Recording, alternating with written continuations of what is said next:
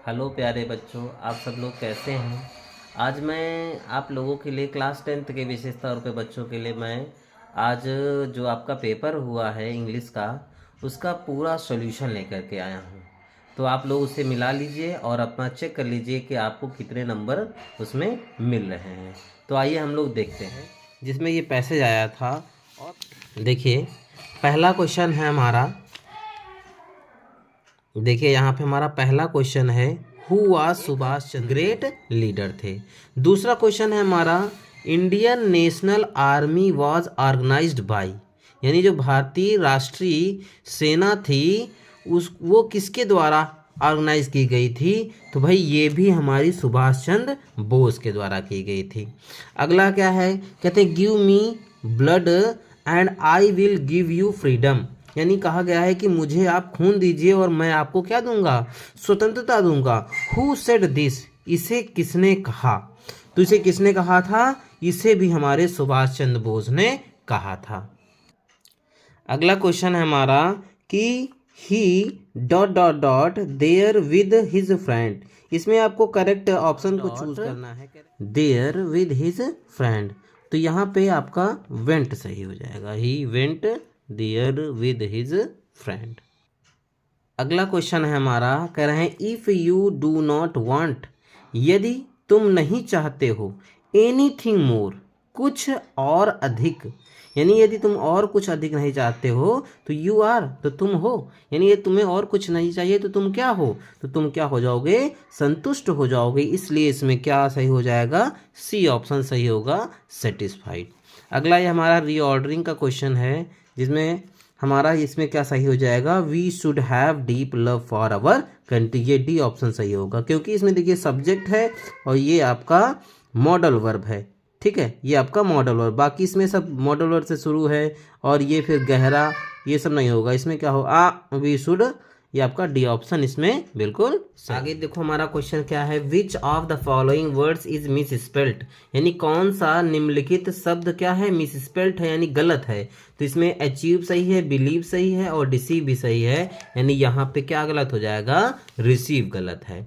इसके बाद क्या है, आई सा हिम स्टैंडिंग, मैंने उसे देखा, आई सा मैंने देखा, हिम उसे, स्टैंडिंग खड़े होते हुए, कहाँ पर, the gate of the college, यानी कॉलेज के गेट पर मैंने उसे खड़े हुए देखा। अब देखो यहाँ पे क्या है, जब भी किसी दीवार और किसी दीवार के किनारे हो, किसी दरवाजे के किनारे हो, गेट किनारे हो, तो वहाँ पे एट प्रीपोजिशन का यूज होता है, यानी यहाँ पे एट आपका सही हो जाएगा। अभी हम लोग क्वेश्चन नंबर 9 से किससे आगे बढ़ रहे हैं, क्या है, देखिए आपका when he finished his one, ये आपका क्या है, ये आपका अ लेटर टू गॉड, यानी लेंचो से आपका ये चैप्टर का ये पैसेज लिया गया है। ये आपका पैसेज कहाँ से लिया गया है, लेंचो से लिया गया है। देखिए जरा क्या है, the moment the letter fell into the mail box who went to open it, यानी जिस क्षण, द मोमेंट यानी जिस क्षण, द लेटर फेल यानी वो जो पत्र था वो गिरा, इनटू द मेल बॉक्स यानी मेल बॉक्स में, उस पेटी में, मेल पेटी में गिरा, who went to open it, कौन उसे खोलने के लिए गया, तो कौन गया था, पोस्ट मास्टर गया था। ये आपका सी ऑप्शन सही हो जाएगा। अगला क्या क्वेश्चन क्या हमारा है कि how much money did Lencho get, यानी लेंचो को कितने पैसे मिले थे, तो 70 पीसोज मिले थे। ठीक है, अगला क्वेश्चन क्या है हमारा, Nelson Mandela had to spend, Nelson Mandela को बिताने पड़े थे, dot dot dot years in prison, यानी जेल में उन्हें कितने साल बिताने पड़े थे, तो उनको कितने साल बिताने पड़े थे, तो 30 ईयर्स। ठीक है, 30 साल। अगला क्या है, कह रहे हैं where was Lencho house situated, तो लेंचो का घर कहाँ स्थित था, तो at the top of low hill, यानी इसमें डी ऑप्शन आपका सही है, at the top of low hill. आइए क्वेश्चन नंबर 13 की तरफ चलते हैं। कहते हैं the main crop of Coorg is, यानी कुर्ग की मुख्य फसल कौन सी थी, तो कॉफी थी, यानी डी ऑप्शन सही है। इसके बाद अगला हमारा क्वेश्चन आ गया है, क्वेश्चन नंबर 14 से 15 में, the way a crow shook down on me the dust of snow from hemlock tree, आपका कौन सी है, डस्ट ऑफ स्नो पोयम है और उसी की लाइनें हैं। तो कह रहे हैं who was sitting in the tree, यानी पेड़ में कौन बैठा हुआ था, तो कौन बैठा हुआ था, तो क्रो बैठा हुआ था। ठीक है, इसके अगला क्या है, where was the poet standing, यानी कवि कहाँ खड़ा हुआ था, तो अंडर अ हेमलॉक ट्री, यानी सी ऑप्शन इसमें सही है। अगला क्वेश्चन हमारा बन रहा है 16 नंबर में, क्या है, who was the thief in the story, the thief story, यानी थीफ स्टोरी कहानी में चोर कौन था, तो हरी सिंह था चोर। ठीक है। अगला है people called Ramlal's fourth daughter as Bholi, यानी जो लोग थे वो रामलाल की चौथी बेटी को भोली कैसे पुकारते थे। What her real name was, उसका वास्तविक नाम क्या था, तो उसका वास्तविक नाम सुलेखा था। ठीक है। अगला क्या है एट द क्लिनिक, यानी क्लिनिक पर द डॉक्टर गेव ट्रिकी, यानी डॉक्टर ने ट्रिकी को दिया, क्या दिया, तो कुछ नहीं दिया था, नो फूड, यानी कोई भोजन नहीं दिया था, but plenty of water for 2 days, यानी लेकिन 2 दिनों तक खूब पर्याप्त मात्रा में पानी उसे दिया गया था। क्वेश्चन नंबर 19 में आते हैं what did एब्राइट start collecting in childhood, यानी एब्राइट ने बचपन में क्या इकट्ठा करना शुरू किया था, तो तितलियां, बी ऑप्शन सही है, बटरफ्लाइज में सही है। अगला है Mrs Matilda Loisel went to madam Forestier to borrow, Mrs Matilda जो लॉइजल थी वो मैडम फॉरेस्टियर के पास गई थी, क्या करने के लिए, उधार लेने के लिए, क्या उधार लेने के लिए, तो नेकलेस उधार लेने के लिए गई थी। ठीक है, तो बी ऑप्शन इसमें सही है आपका है। आइए बच्चों हम अब ग्रामर पोर्शन पर पहुंचते हैं। यहाँ पर जरा देखिए क्या है, ग्रामर का जो क्वेश्चन आया है हमारा, इसमें क्या कह रहे हैं, my teacher said to me can you translate this passage into English, यानी ये क्या है हमारा इंट्रोगेटिव टाइप वाला है, तो इसको हमको जब सॉल्व करना है तो क्या सॉल्व करेंगे, हमारा ये यानी जो हमारा यहाँ सेड टू है ये हमारा क्या है, रिपोर्टिंग वर्ब है, ये सब्जेक्ट है, ये ऑब्जेक्ट है, तो इसमें कोई परिवर्तन नहीं होता है, यानी माई टीचर का माई टीचर ही रहेगा। और सेड टू को, क्योंकि ये हमारा इंट्रोगेटिव सेंटेंस आया है क्वेश्चन, तो हम यहाँ सेड टू को आस्क्ड में बदल देंगे, और फिर मी का मी रहेगा, और कैन से शुरू है इसलिए यहाँ पे हम इफ लगा लेंगे, और इफ लगाने के बाद आगे का हम सेंटेंस जब इसको रिपोर्टेड स्पीच के वाक्य को बनाएंगे तो यू सेकेंड पर्सन है तो ऑब्जेक्ट के अनुसार बदलेगा, ऑब्जेक्ट यहाँ मी है तो मी का सब्जेक्टिव केस लग जाएगा, यानी यहाँ क्या हो जाएगा आई, और आई के बाद कैन का हम कुड कर लेंगे, और फिर ट्रांसलेट का ट्रांसलेट रहेगा, और दिस का हम यहाँ दैट करेंगे, और Hindi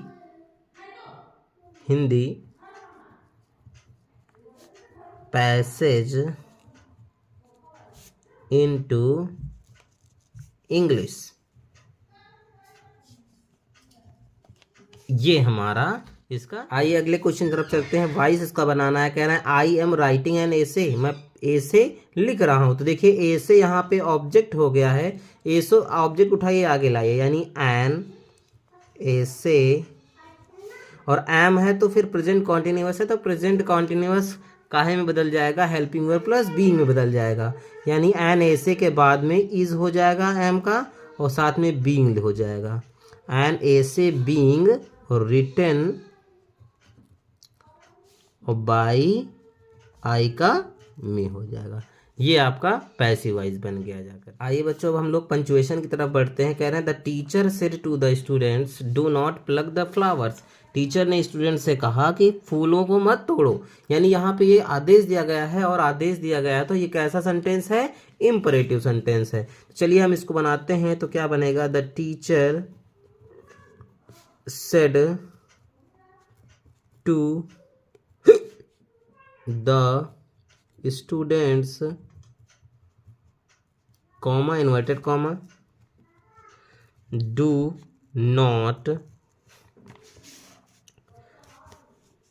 pluck the flowers, do not pluck the flowers, और फिर फुल स्टॉप हो जाएगा और कॉमा क्लोज हो जाएगा, ये हमारा बनेगा जा करके। ठीक है,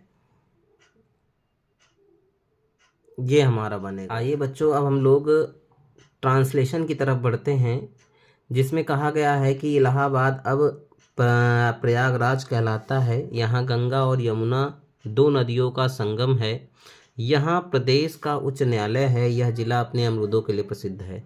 तो आइए हम लोग ट्रांसलेशन करते हैं। तो पहला क्या है, इलाहाबाद अब प्रयागराज कहलाता है, यानी इसको हम क्या लिख सकते हैं,